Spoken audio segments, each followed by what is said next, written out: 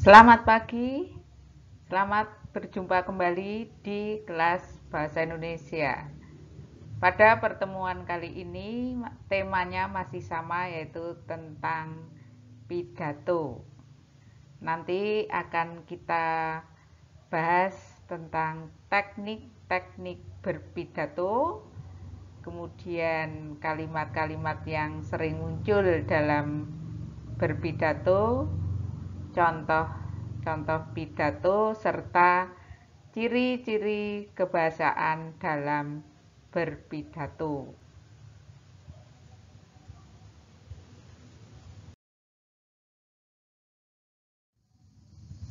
Nah, kita lihat ada 4 teknik berpidato, yaitu pidato memoriter, pidato manuskrip, pidato impromptu, dan pidato ekstemporan.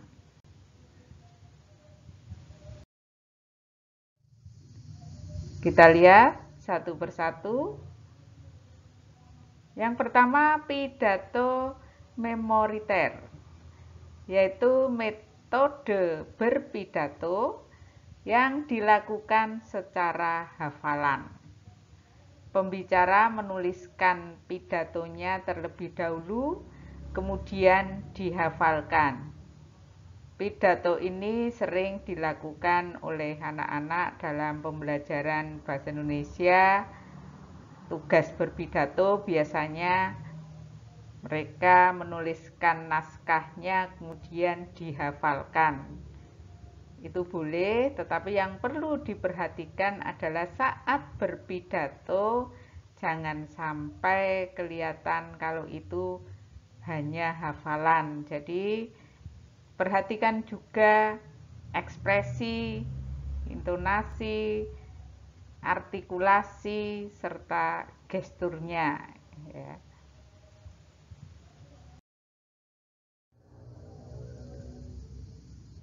Metode yang kedua yaitu metode manuskrip.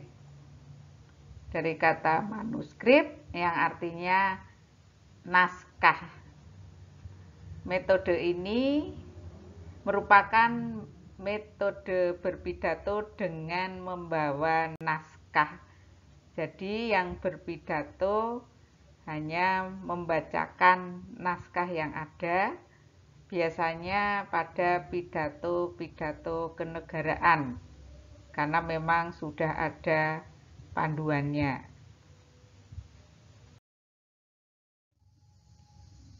Pidato yang ketiga yaitu pidato impromptu. Disebut juga pidato dadakan. Ya, pidato ini dilakukan secara spontan. Digunakan pada acara-acara yang tidak resmi. Misalnya pada acara ulang tahun, kalian diberi kesempatan untuk berpidato. Nah, di sini sifatnya biasanya spontan, ya, dalam situasi yang tidak resmi.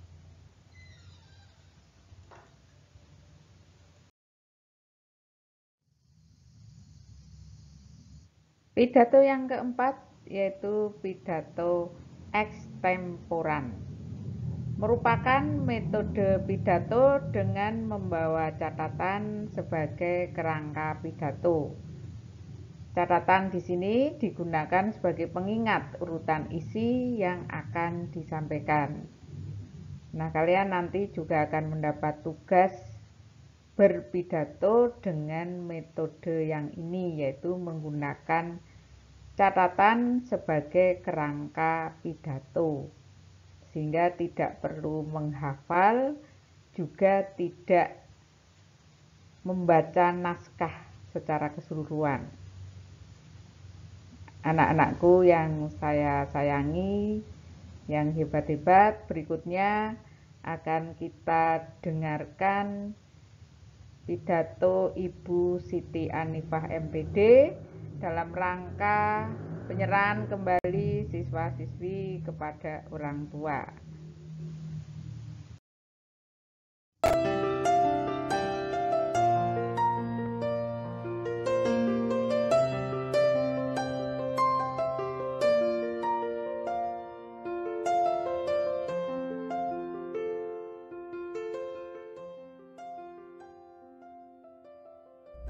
Assalamualaikum warahmatullahi wabarakatuh. Kepada yang terhormat Ketua Komite SMP Negeri 5 Purworejo, Bapak Sabar Budiman SPD beserta jajarannya, yang kami hormati orang tua siswa kelas 9A sampai dengan F, yang kami hormati Bapak Ibu Guru beserta staf karyawan SMP Negeri 5 Purworejo dan anak-anakku kelas 9A sampai dengan F yang sangat saya sayangi. Marilah kita ucapkan syukur kehadirat Allah Subhanahu wa Ta'ala, karena berkat rahmat dan inayahnya lah pada akhirnya kita dapat melaksanakan penilaian akhir kelas 9 dengan lancar. Anak-anakku yang saya sayangi, selamat kalian telah selesai menempuh pendidikan selama 3 tahun dan mengikuti penilaian akhir kelas 9 yang akhirnya alhamdulillah kalian lulus di tengah musibah COVID-19 yang telah melanda dan mengganggu di semua lini kehidupan bangsa Indonesia. Walaupun demikian, kalian tetap semangat mengikuti penilaian akhir dan akhirnya kalian semua lulus 100%. Bapak Ibu yang saya hormati, selamat kepada Bapak Ibu yang putra-putrinya telah lulus dan selesai menempuh pendidikan selama 3 tahun di SMP Negeri 5 Purworejo. Dan kami ucapkan terima kasih atas kepercayaan Bapak Ibu kepada kami membimbing dan membekali putra-putri Bapak Ibu dalam melanjutkan pendidikan ke jenjang berikutnya. Dan semoga putra-putri Bapak Ibu sukses dalam menapak kehidupan di masa mendatang dengan dibekali ilmu dan akhlakul karimah. Bapak Ibu yang saya hormati, pada kesempatan ini saya Siti Anifah mewakili keluarga besar SMP Negeri 5 Purworejo secara resmi mengembalikan siswa-siswi kelas 9A sampai dengan F ke pangkuan Bapak Ibu, teriring doa semoga putra-putri Bapak Ibu selalu diberikan kemampuan, diberikan kelancaran, diberikan kesehatan, dan diberikan kemudahan dalam menempuh pendidikan di jenjang berikutnya. Semoga putra-putri Bapak Ibu menjadi putra-putri yang soleh dan soleha, berbakti kepada orang tua, bangsa, dan negara, serta sukses di dunia wal akhirah. Anak-anakku yang saya sayangi, pesan ibu pada kalian semuanya, jika kalian ingin sukses, kalian harus selalu berpikir positif, disiplin, kerja keras, jujur, dan berbakti kepada orang tua. Karena restu orang tua adalah kunci sukses kalian di masa mendatang. Akhirnya saya mohon maaf apabila ada kata-kata yang tidak berkenan di hati Bapak Ibu semua. Wallahul muwaffiq ila aqwamit thoriq. Wassalamualaikum warahmatullahi wabarakatuh.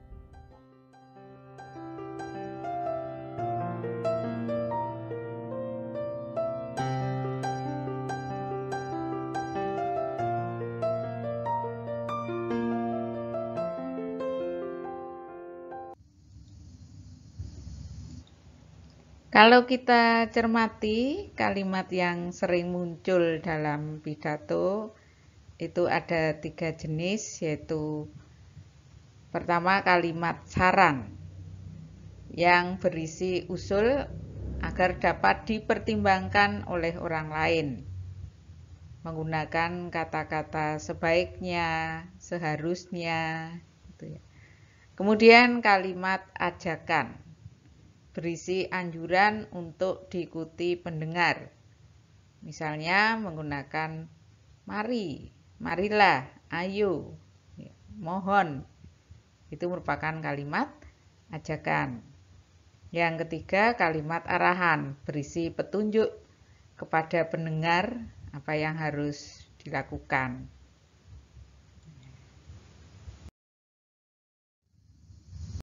Berikutnya ciri-ciri kebahasaan dalam teks pidato. Ada 4. Yang pertama, nominalisasi dari kata nominal, yaitu kata benda. Nominalisasi artinya pembendaan, yaitu proses menjadi kata benda dari kata benda yang merupakan kata dasar, atau dari kata kerja menjadi kata benda maupun dari kata sifat menjadi kata benda. Contohnya teman. Teman itu kata benda menjadi pertemanan, kata benda berimbuan. Ada lagi misalnya latih, jadi pelatihan. Kata kerja yang lain misalnya membangun, itu kata kerja menjadi kata benda pembangunan yang merupakan kata benda abstrak. Bisa juga dari kata sifat, misalnya pandai. Pandai merupakan kata sifat menjadi kata benda, misalnya kepandaian. Itu yang dimaksud dengan nominalisasi atau pembendaan. Ciri yang kedua, bentuk pasif atau bentuk di. Ini sudah kita pelajari pada minggu yang lalu, kalian pasti tahu ya. Yang ketiga, kata ganti orang. Ini ada kata ganti orang pertama, saya, ya, kami. Ya. Kemudian kata ganti orang kedua, Anda, kamu, kalian. Kata ganti orang ketiga, dia, mereka. Bisa juga merupakan kata ganti, termasuk di sini bangsa Indonesia disebutkan sebagai kata ganti juga ya. Kosakata, ini ciri yang keempat.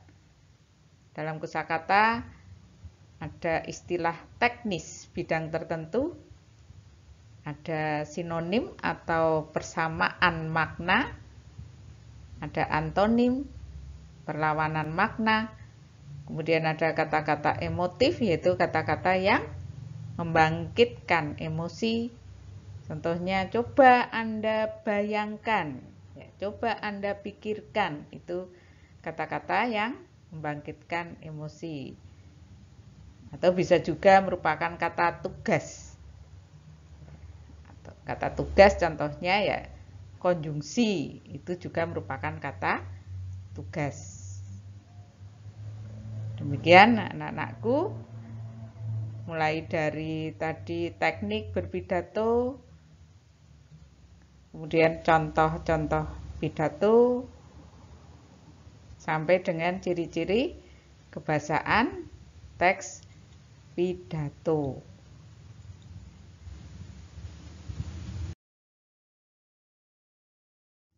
Demikian, semoga menjadi jelas. Terima kasih, sampai berjumpa pada pertemuan yang akan datang.